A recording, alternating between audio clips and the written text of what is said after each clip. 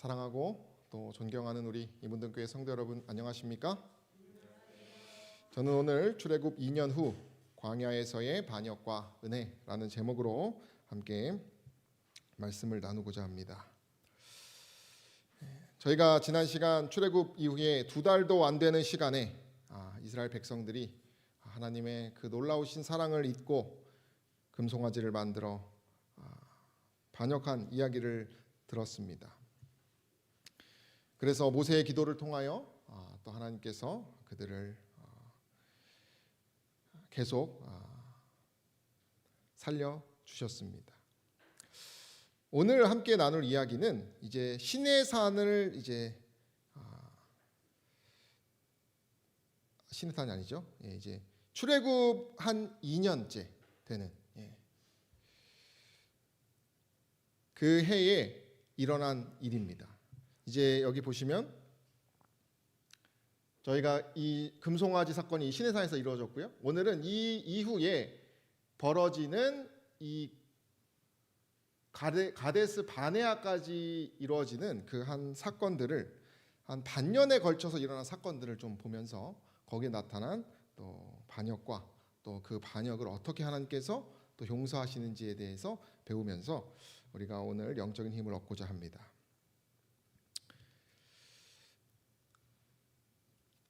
금송아지 사건 이후에 이제 하나님께서 그들에게 이 시내산 그 어귀에 뭘 지으라고 하셨습니까? 이제 성막을 이제 지으라고 잘 알려주셨습니다. 이베이 이제 인터넷 경매 사이트에 가면은 그런 성막 그 옛날 그림들을 파는 그림들을 이렇게 쉽게 구할 수가 있습니다. 그래서 그냥 캡처만 해서 가져오면은 공짜로 얻는 것입니다. 여기 보면은 여러 이런 성막 그 한 1700년대 18세기 19세기에 그런 자료들이 이렇게 있어요.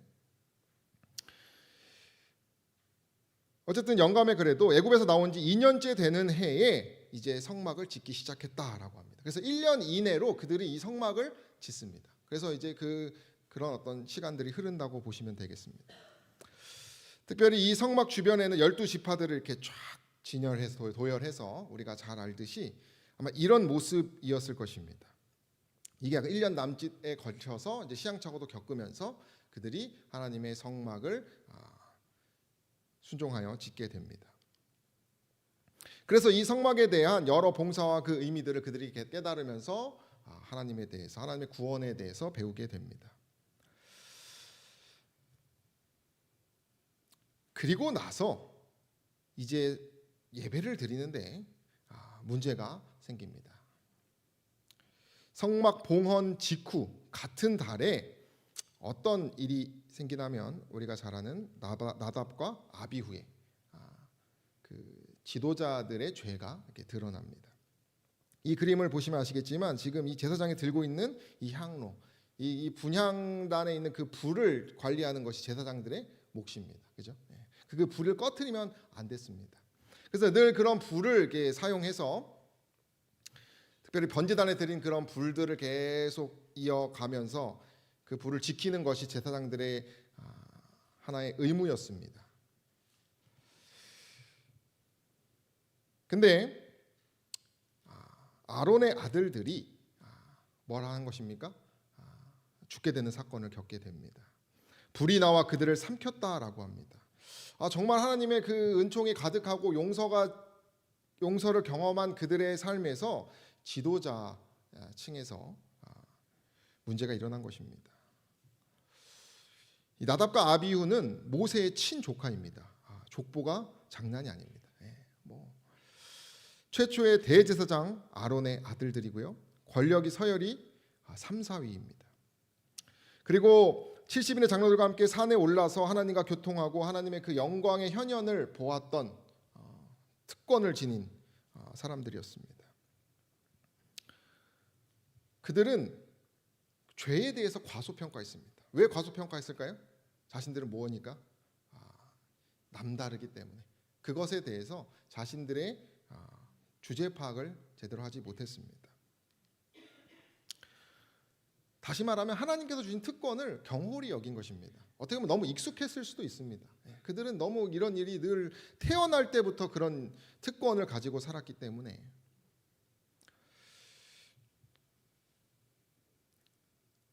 영감의 글에 보면 주어진 큰 빚과 특권은 주어진 빚에 상응하는 미덕과 거룩함을 요구한다라고 했습니다. 그러나 그들은 그것을 합당하게 살지 못했습니다.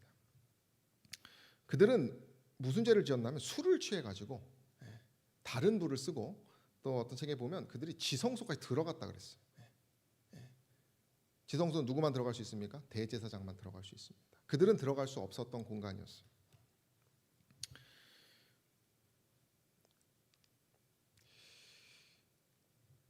영감의 글에 보면 일상의 습관대로 그들이 술을 마셨다 그랬어요. 음주의 습관이 그들이 있었다 그랬습니다. 정신력이 약화되어서 그들의 이 잘못된 습관으로 인하여 그들이 하나님을 신성모독하는 일을 벌이게 되는 것입니다. 용서한 지 불과 1년, 그리고 그 거대한 성막을 지으면서 그들이 감사는커녕 이런 잘못된 죄를 짓게 됩니다. 여호와께서 명령하지 아니하신 다른 불을 그가 씁니다. 아마 음식 마련하는 불을 대충 가져왔을 거라고 이렇게 성경 주석은 얘기합니다. 술에 취했으니 뭐 그냥 쉽게 넘어간 것이죠. 그들의 죄에 대해서 신성한 것과 속된 것의 차이를 통찰할 수가 없었다 이렇게 말합니다. 우리가 여기서 알아야 될 것은 불과 1년 만에 지도자, 개별적인 어떤 개인의 뭐가 드러난 것입니까? 죄가 드러났다는 것을 우리가 볼 수 있습니다. 지도자의 영적인 상태가 망가졌습니다.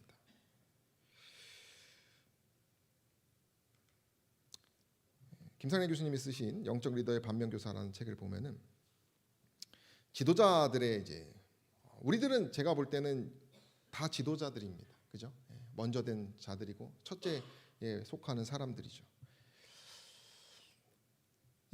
그런 지도자의 관점에서 우리 만인 제사장설로 이렇게 보았을 때 여기서는 쉽게 말해서 맑은 정신을 유지하라고 얘기를 합니다. 그래서 밤늦게까지 인터넷 세계를 유람하다가 두뇌가 흐리멍텅해지거나 몸이 피곤하면은 뭐 할 수 없다는 것입니까? 분별할 수 없다는 그 마음의 깨끗함, 그 정신을 잘 지켜야 된다라고 하는 것, 우리의 몸의 성전을 잘 지켜야 되는 것에 대해서 얘기를 하시면서 이 영적 리더가 다른 불을 쓰는 것이 무엇인지를 이 책은 많이 말하고 있습니다. 제가 그걸 다 가져올 수는 없고 목회자들에게 표현한 것도 있고 또 우리가 모두가 적용할 만한 것들이 있어서 몇 개 가지고 왔습니다. 그럼 맑은 정신을 유지 못하게 하는 것들, 이런 다른 불이 무엇이냐? 이 나답과 아비후와 같은 정신을 몽롱하고, 저희가 뭐 술을 취하거나 그러진 않지만 죄에 술에 취할 수 있기 때문에 보면 목사와 교사들이 경제적으로 고민하는 것입니다. 돈에 대한 생각으로 뭘 드리는 것이에요? 예배를. 그 근심을 쌓여 있는 한 주 동안 그런 근심을 쌓고 있는 것입니다. 뭐 투자가 됐든 뭐가 됐든 이 돈 문제에 걱정한 나머지 학생들이나 설교단 앞에 선다는 것입니다. 영혼들 앞에 선다는 것입니다. 그것이 바로 통속적인 불이라는 것이죠. 마치 그 음식을 만들었던 불을 가져왔던 것처럼 그런 다른 불로 거기서는 여기고 있습니다. 그러면 거룩한 것과 속된 것의 분별을 못하는 것입니다.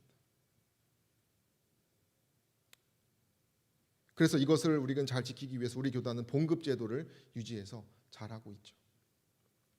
그러나 또 어떤 특별한 수입을 기대하고 무언가를 잘못했다가 그런 근심 가운데 경제에 대한, 우리가 돈에 대한 염려가 오늘날 세상을 사단이 지배하고 있는 정신 아닙니까? 그것이 다른 불이라고 하는 것이죠.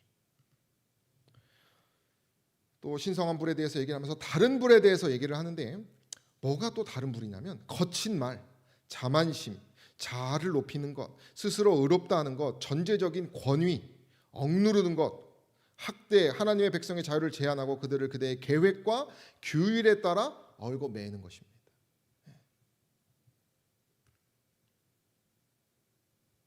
명분을 내세워서, 규칙을 내세워서 그 사람의 양심을 억압하고 얽어매고 억누르고 거칠게 하는 것.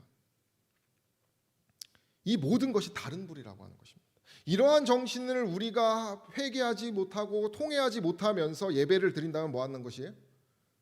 나답과 아비후가 지은 죄와 똑같다라고 하는 것입니다. 거룩한 것과 속된 것을 구별할 수 없다라고 하는 사실입니다. 인정하지 않는 다른 불이라고 했습니다. 품성을 끊임없이 허위로 진술하는 위선의 불과 같은 것입니다. 그래서 여기 보면 하나님의 사랑의 신성한 불이라고 했어요. 우리가 이 불을 하나님께 드리라고 그랬습니다. 부드럽고 친절하고 동정적인 사람.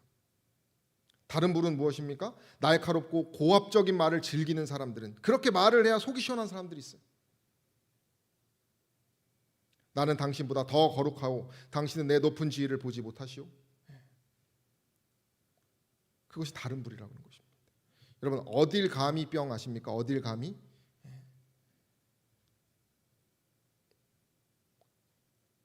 다른 불은 혀에 달려 있다는 것입니다.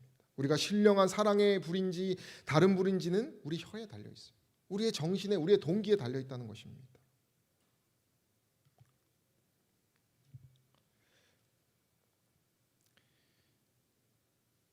활주석에 보면은 뱀이 앞잡이죠. 우리가 죄가 들어왔을 때 뱀은 어떤 존재였습니까, 여러분? 화려하고 거룩한 존재였어요. 그를 앞잡이로 내세웁니다. 계시록 17장에 보면 지도자들의 부패해서 그들을 이용해서 뭐 한다고 합니까? 전 세계를 미혹한다라고 하고 있어요. 종교 지도자들이 권력자와 손잡고 진리를 버리고 세속과 타협하는 그러한 모습을 계시록은 여러 이야기해주고 있습니다. 땅의 임금들과 음행하는 지도자의 타락과 종교 권세의 부패를 나타내고 있어요. 먼저 된 자들에 대한 그들의 어떤 그러한 술 취한 정신을 앞잡이 삼아서 뭐 한다는 것입니까? 다른 불로 예배드리게 하여 미혹하는 것이 사단의 마지막 때의 모습이라는 것을 우리는 기억해야 합니다. 이게 1728년의 그림입니다. 나답과 아비후가 그 거룩한 불이 아닌 다른 불을 쓰다가 죽는 장면을 그렸어요.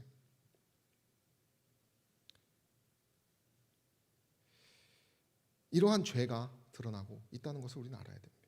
그리고 이 일이 있기 이제 반년이 아직 안 됐을 때에 또 어떤 일이 있었냐면,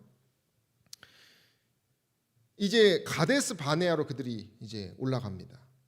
올라가면 우리가 이 가데스 바네아는 이제 이것이 지금 실제 모습인데, 여기가 이제 우리가 잘 아는, 어떻게 보면은 이제 이스라엘 백성들이 가장 많은 사건을 겪은 곳이 이 지역입니다. 여기서 또 어떤 죄가 또 드러나냐면, 그 전에 가데스 바네아에 대해서 좀 설명해 드리겠습니다. 오늘날 이 가데스 바네아가 제가 보니까 이집트 땅이라고 합니다. 그걸 이제 평화 협정을 통해서 이렇게 유대인들이 그들에게 줬대요, 그 땅을. 그래서 이제 뭐 성지순례 하면은 이제 멀리서 바라볼 수밖에 없는, 또 이거 뭐 군사 지역이어서 뭐 안 된다고 합니다. 그래서 유대인들은 이 가데스 바네아에 대한 추억이 있어서 따로 이렇게 만들었다고 해요, 어떤 공간에. 그래서 여기 보면 종려나무 가지가 있고 시띠 나무가 있고, 우리가 아마 이 가데스 바네아의 그 광야를 생각해 보는 것입니다. 그들이 어쨌든 그러한 개인적인 죄에 대한 심판을 경험한 다음에 회개하여서 다시 이제 가데스 바네아로 가는데, 뭐 이런 이제 여정이었을 것입니다. 그래서 이렇게 다큐멘터리가 잘 나와 있어서 이렇게 보니까 산기슭 올라가요. 그럼 이제 여기서 이렇게 쭉 보이는 것이 이제 가데스 바네아다, 이렇게 하는 것이. 여기서 이제 뭐 메추라기 사건도 있고요, 뭐 여러 사건들이 이 땅에서 이루어졌습니다. 11일 만에, 시내산을 떠난 11일 만에 여기에 도착하게 됩니다.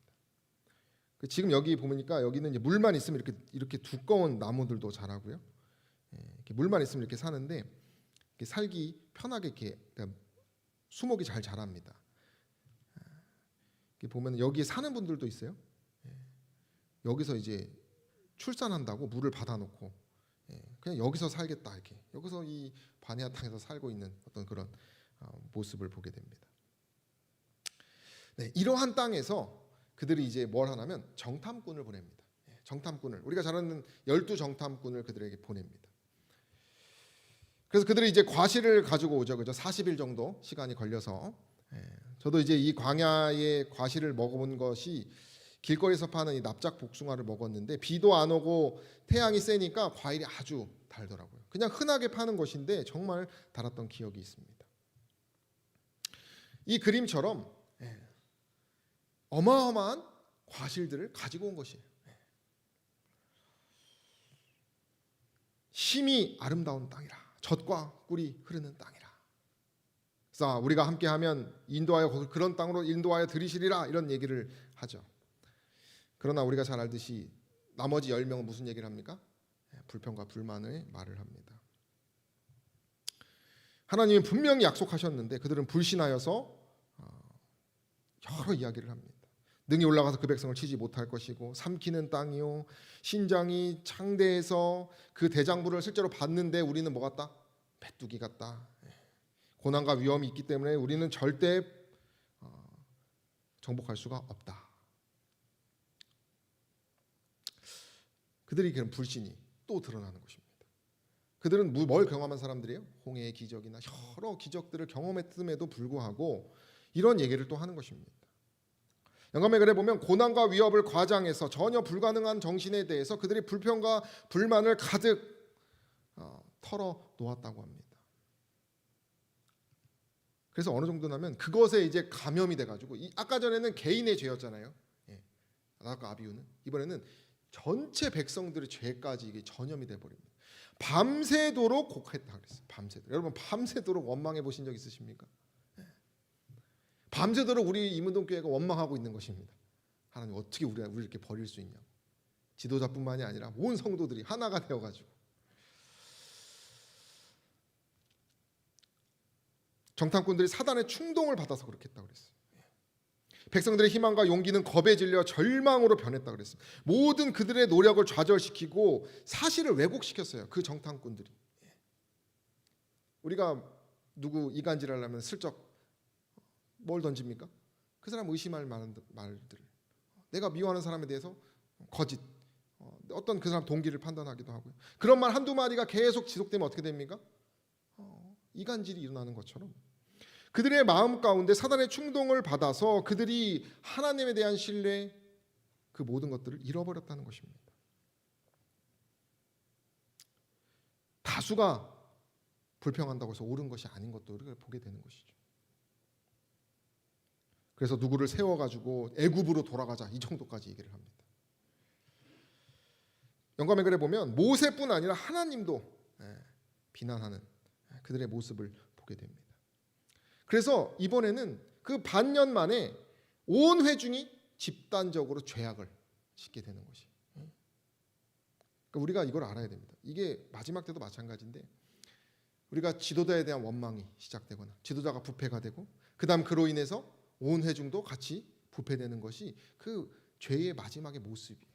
그러니까 우리 마음 가운데 만약에 우리가 그런 것에 자꾸 원망이나 불평불만하게 된다면은 뭐라는 것이에요?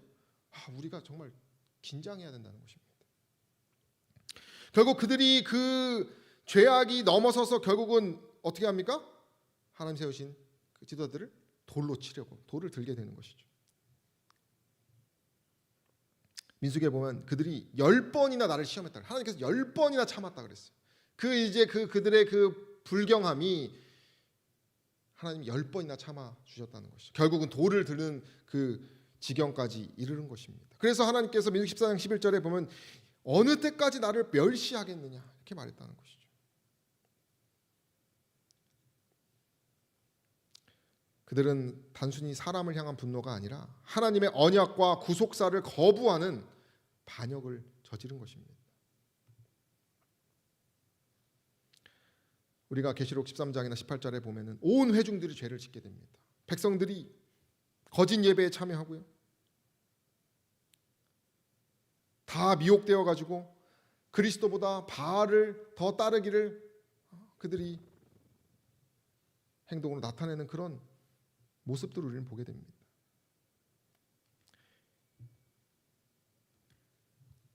정탐꾼들은 어떤 사람들이었습니까? 특별하게 차출된 영감의 글은 그 족장들을 기도의 사람들이라고 표현해요.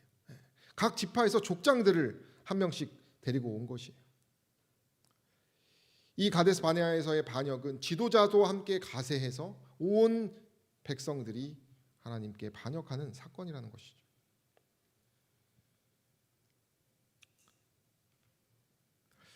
마지막 때에 보면 이제 일요일 휴명령이 나와서 정말 우리가 기도하고 있고 우리가 그 예언에 대해서 이제 그런 시간표로 이렇게 바라보고 있는 일요일 휴명령 때에 이렇게 충동되어 가지고 잘못된 일을 하는 사람들에 대한 경고가 있어요.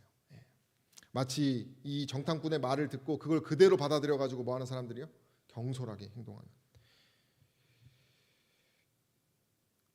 사단이 그들을 꿰어가지고 그렇게 충동하면 그 충동된 말을 듣고 경솔한 또 다혈질의 또 완고한 사람들이 그에 넘어가서 뭐 한다는 것이에요? 교회를 반역하고 그리스도를 반역하고 성급한 행동을 통해서 하나님의 사업을 원수의 세력에 팔아 넘기는 자들이 있을 거라 이렇게 말하고 있어요.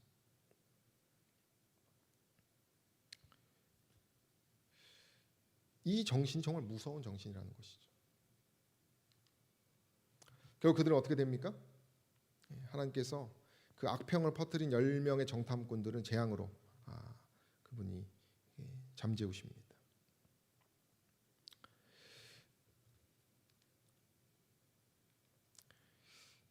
그리고 그 죄값으로 그들이 40일 동안 정탐을 한 것에 대해서 그것을 하루당 1년으로 삼아서 몇 년을 그 출애굽의 그 광야에 있게 하십니까?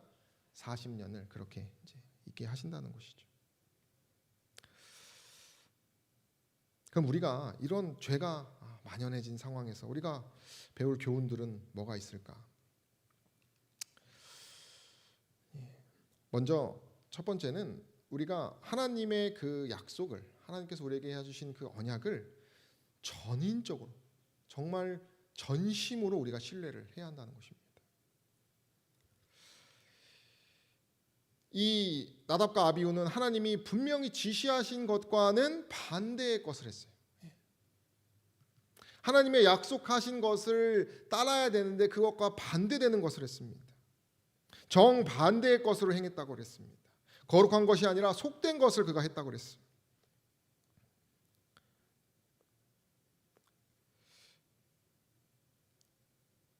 우리가 다수결도 아닙니다. 하나님의 뜻은 뭐 다수가 다 그렇게 한다고 해서 그것이 진리가 아니고 하나님의 뜻은 분명한 것이에요.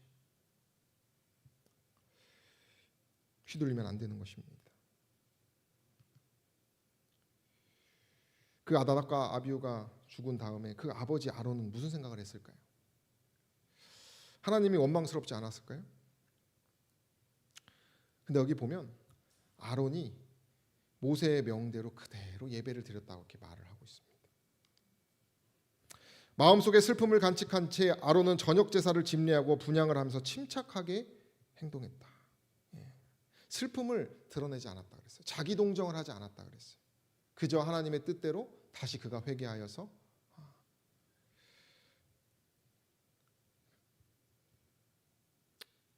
그 나답과 아비후의 죄는 영감의 글에 보면 아론의 또 그 가정교육의 문제라고도 좀 약간 살짝 얘기를 하거든요. 그러니까 그가 제가 볼 때는 회개하여서 다시 그 결과를 보고 어떤 자기 우울에 빠진 것이 아니라 다시 하나님의 뜻대로 다시 돌아가는 그런 모습을 보게 됩니다. 회개하는 아버지의 모습이죠. 하나님의 언약은 분명히 성취가 됩니다. 하나님이 약속하신 것은 그 다 하나님께서 뜻이 있어요. 하나님께서 가나안 그 땅을 정복하라고 해서 정탐꾼을 보낸 이유는 하나님께서 이렇게 이미 준비해 놓고 계셨기 때문입니다. 여기 보면 가나안 사람들은 그들의 죄악의 한도를 채웠으므로 쉽게 항복했을 거라고 그렇게 말합니다. 그래서 그들이 믿음을 가지고 전진만 하면 뭐 하는 것이에요? 다 그들을 정복할 수 있도록 하나님이 마련을 해놓았는데 그 불신과 불평과 경홀히 여긴 10 정탐꾼들에 의해서 뭐 한 것입니까? 온 회중이 다 죄를 짓게 되는 것입니다. 보증된 약속을 그들이 걷어차버린 것이. 하나님의 언약은 책임진다라고 하는, 하나님께서 책임진다는 사실을 기억해야 합니다. 불평 불만은 끝이 없어요. 항상 그 하나님의 그 뜻이라면 그것이 결코 변함없는 하나님을 생각하면서 뭐 해야 돼요? 그 환경과 상황이 그렇지 못한다 할지라도 뭐 해야 됩니까? 여호수아와 갈렙과 같은 믿음이 필요한 것입니다. 그들이 이렇게 여호와께서 우리를 기뻐하시면 그 땅으로 들어갈 수 있다 이렇게 얘기했어요. 오직 여호와를 거역하지 말라. 여호와 여호와 여호와 얘기를 계속하고 있어요.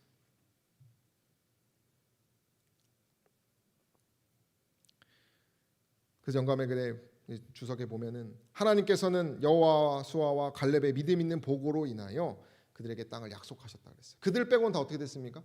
들어가지 못했죠. 우리가 전인적으로 하나님을 신뢰한다라고 하는 것은 불평 불만이 끝없는 상황에서도 뭐 하는 것이에요? 하나님 뜻을, 그것이 옳은 것이라면 가는 것입니다. 우리가 하나님의 뜻을 세우면은 여러 이야기들이 있을 것이. 원칙을 높이 세우면은 너무 또 원칙적이다고 뭐 말할 수도 있고요. 또 문턱을 너무 낮추면은 너무 세속적이라고 또 그런 원망을 받을 수도 있어요. 우리가 뭘 하든지 간에 그런 원망은 끊임없이 있습니다. 원망과 불평 그런 거 왜 하느냐 뭐 여러 이야기가 있을 것이고 또 왜 갑자기 사람이 변하냐 이런 얘기를 들을 수도 있어요. 그러나 우리가 뜻한 바가 정말 하나님의 뜻에 맞고 그것이 합당하다면 우리는 뭐 해야 돼요? 남의 그런 얘기를 듣는 것이 아니라 소신껏 그 믿음의 고백을 해야 한다는 것입니다. 전적으로. 저도 여기서 처음 알았는데 이게 보니까 여호수아는 모세의 수종자였잖아요. 근데 이렇게 보니까 모세가 그 40일 밤낮을 그 시내산에서 들어가서 있을 때 모세를 끝까지 배웅한 사람이 여호수아였더라고요. 그 지도자들도 같이 올라갔다가 어느 정도 내려오고 여호수아만 거의 끝까지 올라가서 함께.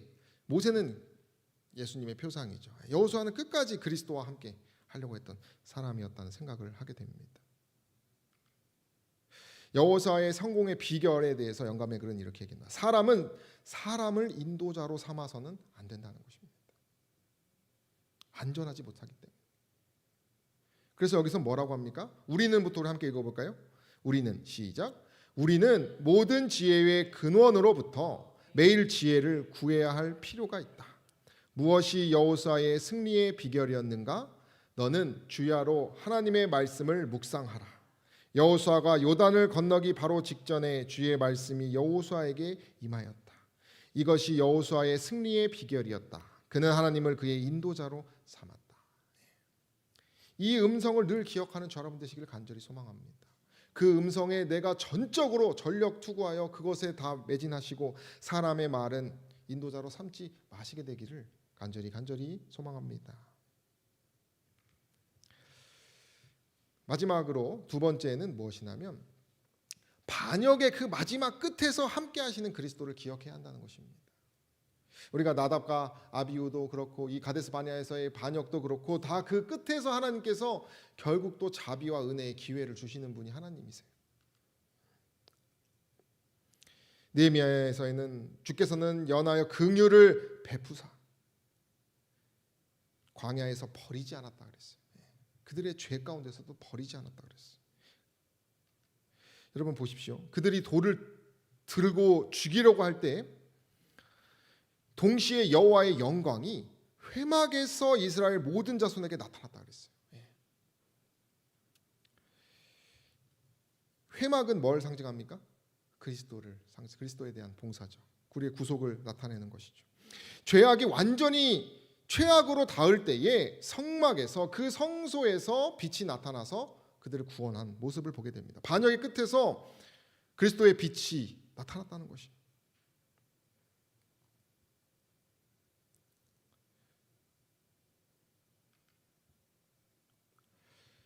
이게 1864년의 사진인데 온 백성들이 지금 성소를 중심으로 살아갑니다. 이 성소에 누가 계시기 때문입니까? 하나님이 계시기 때문에 그랬어요. 가까이 확대해서 보면은 지난번에 제가 보여드렸습니다. 수많은 사람들이 이 제사장이 봉사하며 하나님의 임재가 이곳에 임하는 것을 또 불기둥, 구름 기둥도 여기에서 계속 임재할 때도 있었고 그런 모습을 그들은 삶을 살면서 하나님의 임재를 늘 기억하고 있었다는 것이죠. 그런 하나님의 임재가 돌로 치려 죽이려고 하는 당시에 그들을 믿는 백성들을 살리셨다는 것이죠. 우리가 성소를 쭉 이렇게 나열하면 십자가라고 말합니다. 그리스도의 구원의 표상이라고 합니다. 반역의 끝에 그리스도의 빛이 나타났다는 것이죠. 뿐만 아닙니다. 나답과 아비후의 그 죄 이후에 하나님께서 옷을 찢지 말라 그랬어요. 옷을 찢지 말라. 너희들 옷을 찢지 말라. 여러분, 이 옷은 아마 제사장들의 옷입니다. 이게 아마 대제사장의 옷이죠. 이 옷은 영감마을에 보면 이것은 흠이 없습니다. 이 옷은 흠이 있으면 안 됩니다. 왜 그렇습니까? 이건 누굴 표상합니까? 이 옷은 그리스도를 표상하기 때문에 그렇습니다. 그러니까 옷을 찢지 말라고 함으로써 그들에게 그리스도를 생각하게 하시는 것이, 그 죄가 가장 드러났을 때에 하나님께서는 옷을 찢지 말라고 하면서 그리스도를 생각하게 하셨어요. 성소에는 여러 하나님의 은혜가 있습니다. 그리고 무엇보다 중보자 되시는 그리스도의 모습을 우리는 생각하게 됩니다. 하나님께서 가데스 바네아에서의 그 전체적인 죄를 보시면서 하나님께서 물갈이를 하시려고 했어요. 싹 뒤엎어서 하나님 뜻에 순종하는 사람만 데려가겠다. 다시 새 판을 짜겠다. 이렇게 말하셨어요. 전염병으로 다 멸해서 그들보다 더 크고 강한 나라를 이루게 하시다라고 하나님께서 얘기를 하시니까 모세가 뭐라고 합니까? 그럼 안 된다고 하는 것이죠. 동의하지 않습니다. 누구의 마음이에요? 내가 그 나뭇가지들 다 불에 넣어버리겠다고 하니까, 그 나무들 다 불태우겠다고 하니까 뭐 하는 것이에요? 그 지기가 그러면 안 된다고 하는 것처럼 모세가 참는다는 것이죠.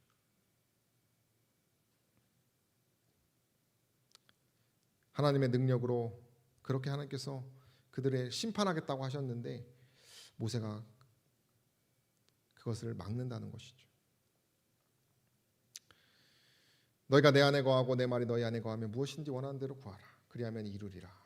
족장들은 기도의 사람들이라고 합니다. 특별히 기도에 많이 힘쓴 모세에 대해서 그는 가장 온유한 사람이라고 말하면서 그들의 원망과 반역 때문에 그들이 멸절되어야 할 것처럼 보이는 일이 거듭 있었다. 그러나 모세는 참된 권능의 근원께 나아갔다. 그는 그 사건을 주 앞에 하려였다. 그 백성들이 그렇게 반역함에도 불구하고 모세는 계속 기도하는 것이죠. 결국 하나님께서 말대로 사하겠다 이렇게 하셨어요. 이것이 모세의 기도입니다. 구하옵나니 주의 인자의 광대하심을 따라 이 백성의 죄악을 사하시되 애굽에서부터 지금까지 이 백성을 사하신 것 같이 사옵소서. 그래서 하나님께서 심판을 내리시면 제한된 심판을 내리십니다. 그래서 그 공동체를 보존해 주시는 것이죠. 로마서에 보면은 우리 함께 읽어볼까요? 이와 같이 성령도 시작. 이와 같이 성령도 우리 연약함을 도우시나니 우리가 마땅히 빌 바를 알지 못하나 오직 성령이 말할 수 없는 탄식으로 우리를 위하여 친히 간구한다 그랬어요. 알지 못하는 그 죄가 얼마나 하나님께 불경한지 모르는 백성들을 향해서 누가 기도하고 있다는 것입니까? 성령 하나님께서, 보혜사 되신 우리 그리스도께서 간구하고 계시다는 것이죠. 왜 그 돌로 치료할 때 성막에서 빛이 났습니까? 아마 이 중보하시는 그리스도의 용서가 있었기 때문입니다. 성막 그 지성소에서는 늘 대제사장이 이렇게 누구를 위해서 기도했습니까? 백성들의 죄를 위해서 기도하셨어요. 우리 함께 읽어볼까요? 그대들의 기도를 시작. 그대들의 기도를 당신 자신의 공로와 흠없는 의와 혼합하여 마치 향기를 풍기는 향처럼 하늘 아버지에게 중재하시는 그리스도가 계시는 하늘 성소를 향하여 그대들의 눈을 높이 들라 그러셨어요. 하나님은 지금 오늘 우리를 위하여 하늘 성소에서 기도하고 계심을 기억하시기를 바랍니다. 성소는 그들에게 자손 중에서 그들의 가운데에 거하고 싶었던 하나님의 마음이었어요. 그리고 그 성소는 애굽 땅에서 인도하여 낸 하나님에 대한 그 하나님의 구속과 사랑을 나타내는 곳이었습니다. 그리고 우리 여러분들 아시겠지만 이 가데스 바네아에 그 죄가 있었지만 성소 봉사는 계속되었어요. 그죠? 그게 무엇입니까? 하나님께서 그들을 용서하시고 끝까지 지키신다라고 하는 사실이에요. 영감이라도 마찬가지입니다. 성소 봉사가 계속되고 있는 사실은 하나님께서 당신의 백성을 완전히 버리시지 않으셨음을 증거하였다 그랬습니다. 여러분 오늘날의 이 성소 봉사는 무엇입니까? 우리가 예배로, 그죠? 신약 세대는 이제 그들이 성전으로 갔죠. 이제는 우리가 하나님 마음 가운데 그리스도를 모심으로 믿음으로 그리스도를 믿으면 그 봉사는 하나님의 그 은혜는 계속된다는 것을 우리는 기억할 수 있다는 것이죠. 이것이 누가 참 제가 멋있어서 하나 가지고 좀 해놨는데 이게 구름이 성막에 이렇게 머물러서 이렇게 아마 이런 밤의 모습은 이런 모습이었을 것이 늘 하나님이 거하시는 것이죠. 그들의 삶 가운데 늘 가운데 거하시는 것이 하나님이십니다. 그리고 이 성막은 다 분리되어서 메고 다닐 수가 있었어요. 그죠? 그러니까 그들이 어딜 가나 이 성소가 함께 있습니다.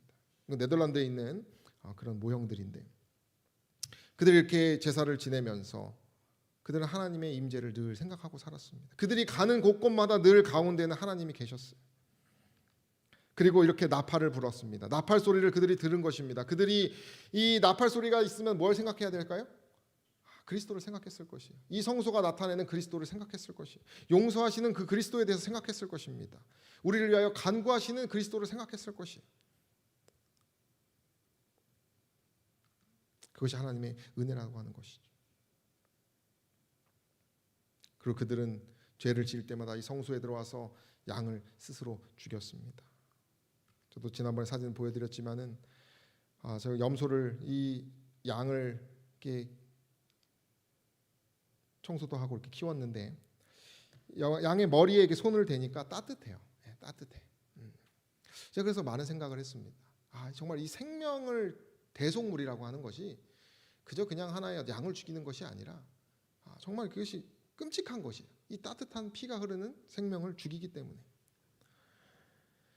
그를 위하여 그러나 기쁘게 그 죄값을 받았다고 이렇게 성경은 이야기합니다. 죄악 중에도 우리의 반역 중에도 배반 중에도 우리의 마음에 사랑이 없지만 하나님께서 늘 뭐 하신다는 것이에요? 우리 가운데 계셔서 용서의 은혜를 베풀고 계신다는 것이죠. 그래서 저와 여러분들은 이 성소를 우리의 반역의 삶에서 늘 함께 하시는 그리스도를 생각하면서 뭐 해야 됩니까? 날마다 죽어야 되는 것입니다. 쉽지 않습니다. 매일 기도하여 하나님의 마음을 붙잡는 것이 그 음성을 듣는 것이 참으로 어렵습니다. 마음에 새기는 것이 너무나 힘듭니다. 불평, 불신, 불만 이런 것들이 오히려 속이 편하고 속이 시원한 것처럼 느낄 수도 있어요. 그러나 우리는 뭐 해야 돼요? 날마다 이 역사를 기억하여서 하나님의 음성을 들어야 한다는 것입니다. 영감의 글은 이렇게 얘기합니다. 우리의 유월절 양 곧 그리스도께서 희생이 되셨다. 유월절 양을 죽이는 것만으로 충분히 못했다. 그 피를 문설주에 발라야 하였다. 그처럼 그리스도의 보혈의 공로가 각 영혼에게 적용되어야 한다. 우리는 그분께서 온 세상을 위하여 죽으셨다는 사실뿐 아니라 우리 각자를 위하여 죽으셨다는 것을 믿어야 한다. 우리는 속죄의 희생의 공로를 우리 자신에게 적용시켜야 된다. 그랬어요. 내가 내 몸을 저 복종하게 한다라고 하는 바울의 고백처럼. 그리고 하나님이여 내 속에 정한 마음을 창조하시고 내 안에 정직한 영을 새롭게 해달라고 하는 이 다윗의 고백처럼 우리는 날마다 우리 자신에게 이 보혈의 피를 적용하는 삶을 살아야 한다는 사실을 기억하시게 되기를 간절히 소망합니다. 제가 한 이야기를 하고 마치려고 합니다. 오늘 제가 함께 기도를 나누는 선교사님의 일기예요.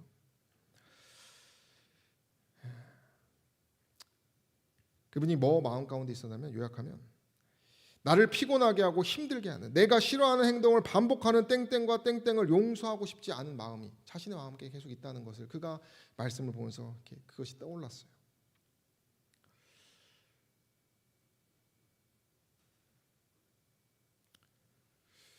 그런 어떤 미워하는 자신이 이길 수 없는 기도해도 잘 이길 수 없는 자신의 그러한 본연의 심정에 대해서 탄식하는 그런 일기였습니다.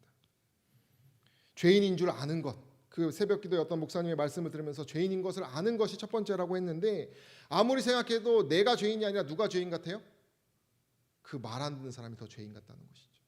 내 탓이 아니라 그 탓이라고 생각한다는 것이죠. 저 사람보다는 내가 낫다라고 하는 정신에 계속 휩쓸려 있었는데 말씀을 보니까 뭐 하는 것이에요?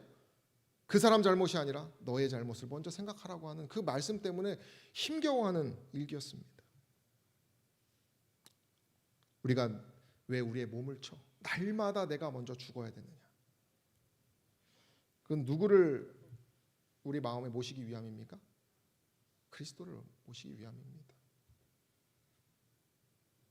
반역된 정말 그 하나님의 불경한 죄를 지은 그 백성을 살릴 수 있는 유일한 길이 누구이기 때문에 그렇습니까? 그리스도이기 때문에 그런 것이죠. 그래서 그분 일기를 마지막에 보면 이런 고백이에요. 하나님 감사합니다. 저의 문제들을 주님께 다시 한번 가져갑니다.